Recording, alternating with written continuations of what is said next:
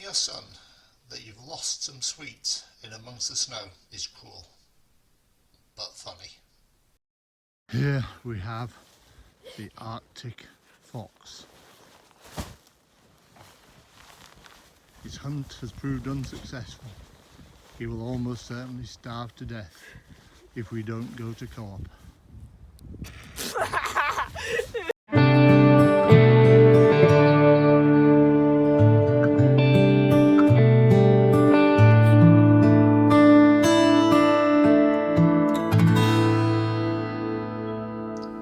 Glen Clova is the site of today's adventure. It's probably the most popular of the Angus Glens. At the start of the glen there is the really nice walk up through a plantation till you get to glimpse the early monument. This is a good place to spend half an hour, and somewhere that I spent some time recently with my son doing dives like a fox. However, for today's trip I'm heading further up the glen. I'm heading to the top. However, as we go along I'll mention a couple of the notable sights on the way. The first of which is Loch Warrell. There's a good track that leads all the way to the loch, and I've spent a bit of time up there recently in the snow with my family. A big surprise comes when you spot the bothy. It's actually possible to use this with prior permission. However, today was more focusing on the scenery itself. This is Ollie again in front of the cliffs. This was a wonderful day just as the sun was setting, and we enjoyed great views and some wonderful alpenglow over the mountains. The journey down was okay because we had plenty of light from the reflected snow, and a good time was had by all. Further up the glen you come to the Clover Hotel and a small car park just over the bridge. From here you can walk up to the magnificent Loch Brandy. This is a classic corrie. It's a deep indentation into the mountain caused by a glacier with a loch at its base. It is truly magnificent scenery and makes you feel on top of the world. It makes you feel like you're an explorer, getting away from everybody with only a few footprints. You can really start to feel that you've achieved something, that things are going well. Nothing can get in your way when you see that loch. It's a place to really commune and enjoy what you've achieved. Unless you're a complete klutz like me, in which case you end up falling over. But that's what happens with walking in the snow, as we'll see later on. But back to today. It's February 2020 and I'm lucky to have this area as my playground during lockdown. The rules in Scotland state that we're allowed to travel for exercise within our local area. And thankfully this is my local area, the Angus Glens. So I set off in very snowy conditions, fairly late in the day, to go up to Corrie Fee. Corrie Fee is actually at the end of Glen Doll. Glen Clova splits into two, with Glen Doll being part of the Whitewater side. This is a walk of about 3 miles up to the corrie itself. However, it was very snowy, and lots of wildlife was evident from the side of the road, with good numbers of deer that I was passing as I went along. And when I got to the car park itself, I was in for a surprise. Now it's fair to say I quite often don't have the tidiest car, but this is taking the piss. Hello.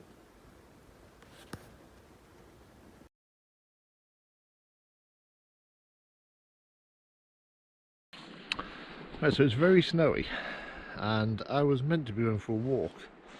However, it's obvious that the car park I'm in, the birds are more than a little bit hungry. So I'm going to exchange some photos for food.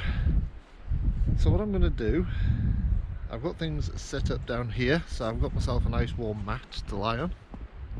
I'm going to use the bag as a bean bag, my camera bag. And over here I'm going to step into the snow and such. And where I've stepped,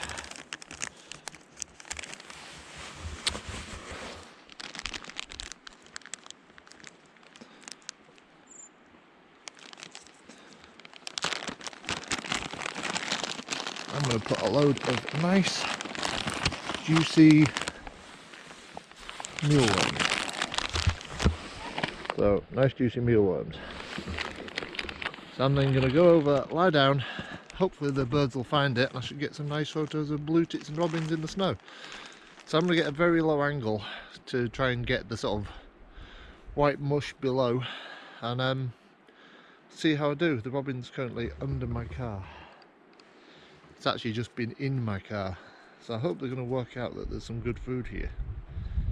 So I'll set this up and we'll see how I do. Unfortunately, my first attempt didn't prove very successful, except for this rather unusual image of the robin on my GoPro. Take two. So I've been trying to get the birds to feed, but they don't seem to want to feed away from the car. They seem to be looking around my car.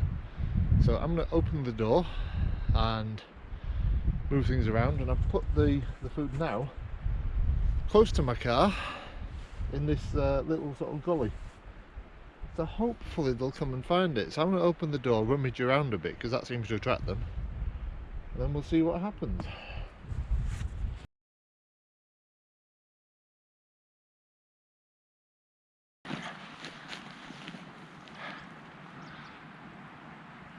So that's one of the things in wildlife photography, is you always have to sort of be on the lookout for opportunities. And it's obvious that the birds in this car park are quite hungry and quite used to people providing them with food. As soon as I got here, the robin basically flew straight into my car and was going around looking for little bits of crumbs and things. So glad that I have an untidy car.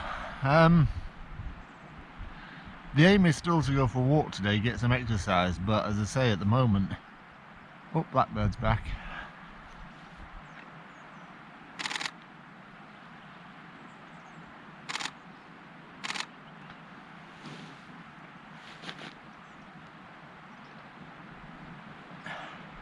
So just having to check the histogram.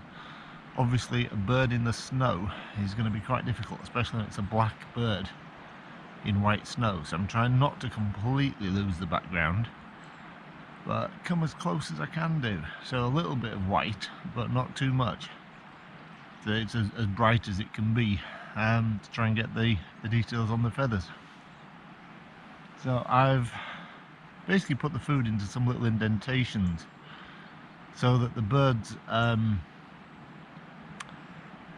stood there in nice pristine white snow rather than being in amongst a load of piles of peanuts and mealworms. Though it's a bit quieter at the moment. I think they seem to sort of pull up to new cars and inspect them, and also they've been feeding quite a bit, so there's not so many now. I'm going to give it a few minutes and then I think I'm going to head off, but the robin's back. Oh, you little beauty. Yes, you. Oh. They're a common bird. Everybody's got in the garden. But they are fabulous. They are such a sort of iconic little bird. I mean, unfortunately this photo has been taken lots of times before, but I probably can still use it. But it's starting to get a bit cold and birds are going a bit quiet, so I think I'm going to head on up the hill.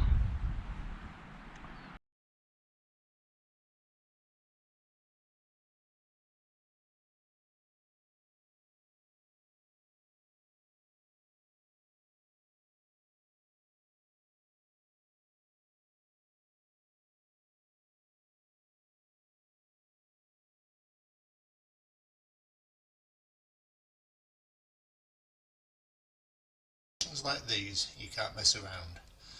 I was wearing 4-season mountain boots with gaiters, which I heartily recommend in snowy conditions.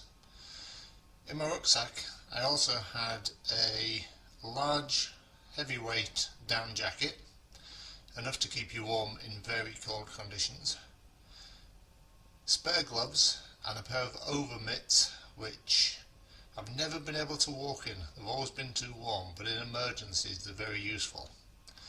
I also had a thing called a kisu, which is a family emergency shelter that can take 4 people. You can get in it in dire situations and it'll keep you warm. up the hill and bumped into a very friendly and helpful mountain biker who was happy to pose for a few photos as he travelled up the track in the snow. It's quite an interesting sight. I was quite jealous. I wish I'd bought my own bike as well, because it did look really good fun, if a little bit slippery. I continued heading up the mountain, and the signs that there'd been lots of deer around were everywhere.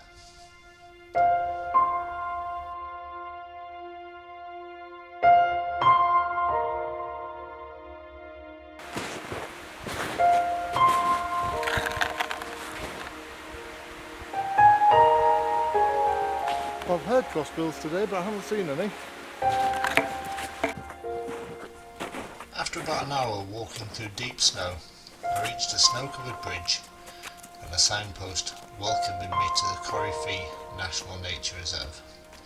Up until this point, the walk had been through a large conifer plantation, which was good for providing shelter, but didn't give the most expansive views. However, as I started heading up this slope, the great glacial bowl started opening up in front of me. This was truly a stunning place.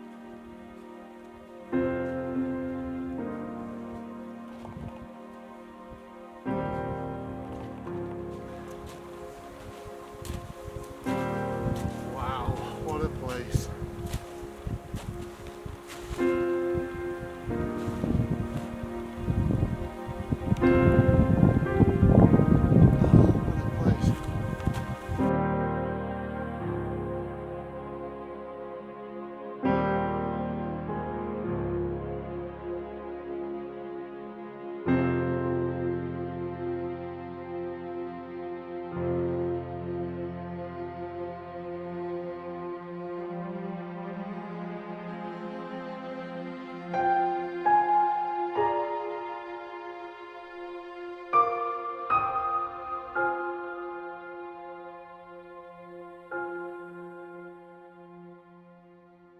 As I marvelled at this world of snow and ice, it was hard to believe that only a few months ago this was the site of the first wild camping adventure I'd had with my children. We'd spent a wonderful night here camping, taking with us a few photos, some great memories, and being careful to leave nothing else behind. The first of many such adventures.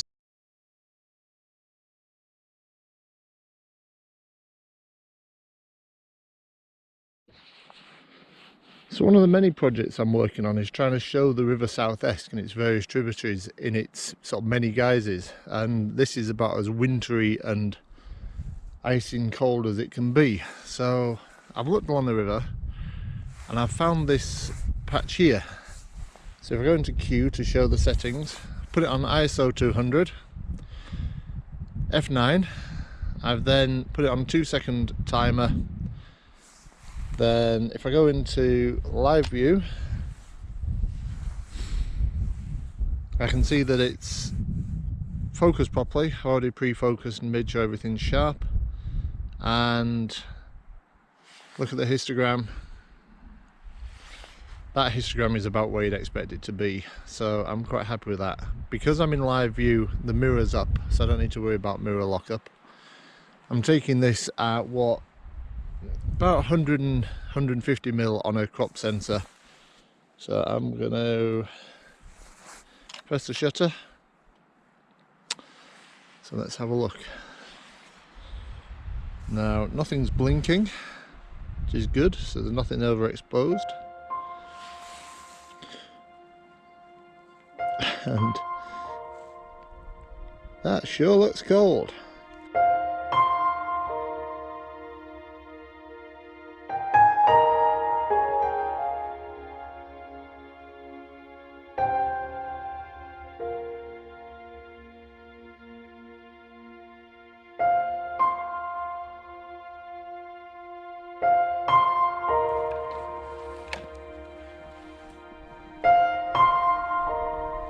After taking some images, I decided I wanted to get closer to the river to get some more intimate portraits.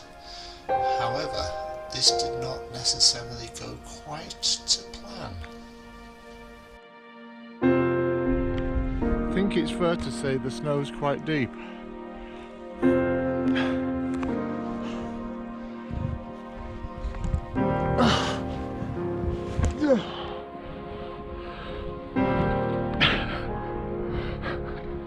cut. Having lost my dignity trying to get through the deep snow, I did manage to get a few close-up images of the river, some of which I really did quite like. It was quite amazing to see the depth of snow on this little channel that's normally quite a decent sized stream.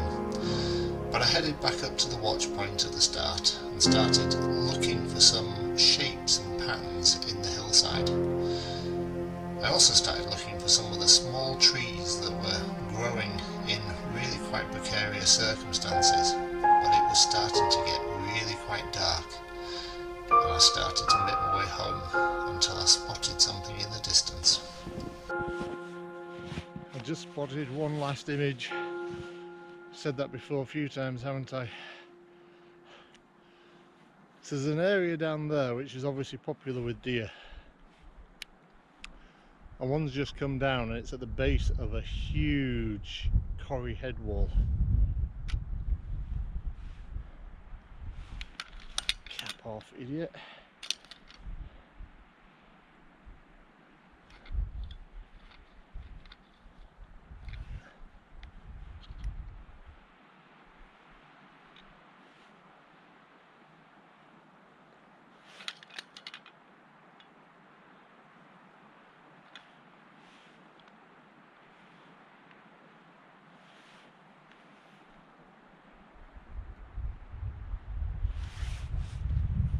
So in this shot, the deer will be absolutely tiny. But this is a photo that I really quite like the look of. I just need the deer to stick its head up. Right, zoom right in.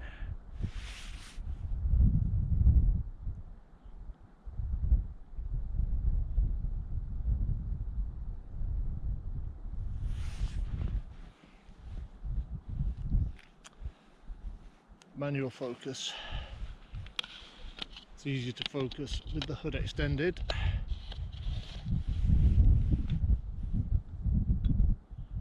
Now I'm going to have to zoom back out again to find the deer.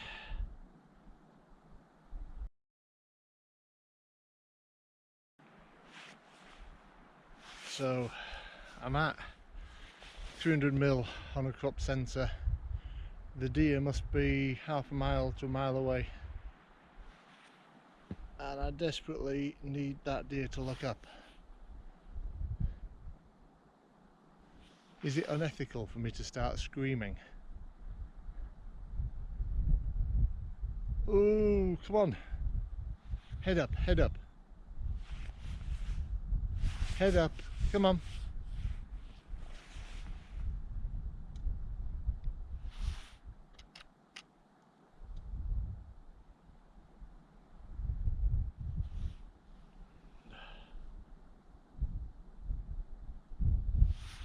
Come on, head up.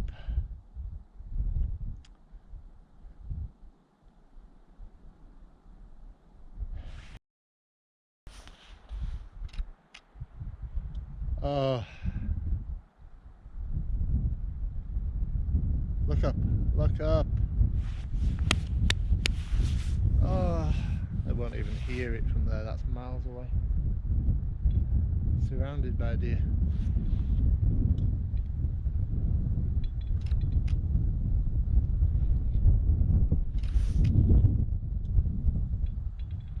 Come on, look up.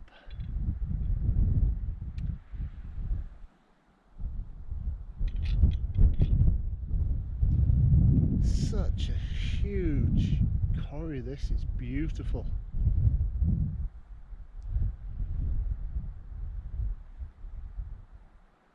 It is a beautiful place. Oh, I need to come back. That bit of river there is now appealing to me. I need to bring the full frame camera, the 5D Mark II, because there's more photos to take here. This river is really interesting. Really difficult because it's so much snow. Oh, my family's going to be worrying if I'm not heading back soon.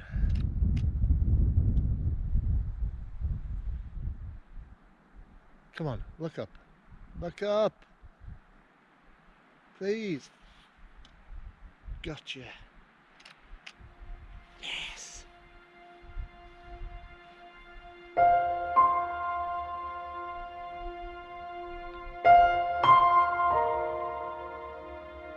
Yes, got it. Right.